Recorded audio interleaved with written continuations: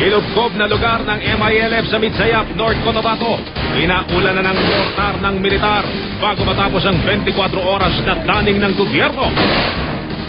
Pwersa ng MILF, pumayag ding umatras matapos ang negosasyon. Mga makinang gagamitin sa eleksyon sa ARMM sa Lunes. Pantay sarado na ng COMELEC. Seguridad, todo higpit. Exclusive. Aktual na pagsagip sa lalaking tumilapon mula sa nadisgrasyang sasakyan sa Marikina.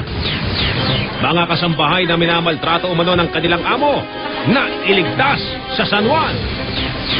Magarbong pagsisimula ng Beijing Olympics ngayong gabi. Inaabangan na. Taunang bloodletting ng GMA Kapuso Foundation sa pagdiriwang ng karawan ni Mel Chanco. Tita Mel, happy birthday. Katrina Halili, inaming madalas dumalaw sa bahay niya si Marvin Agustin. Nanliligaw na kaya? Ngayong August 8, 2008, daan-daang magsingirog. Sabay-sabay nagpakasal. At mga sanggol na ipinanganak ngayong araw na ito.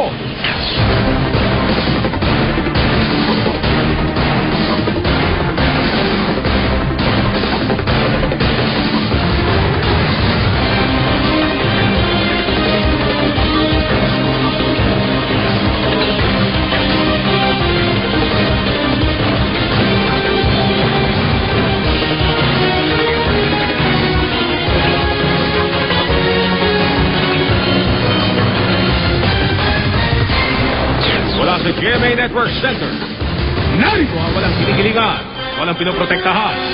Mel Yanko, Mike Enriquez.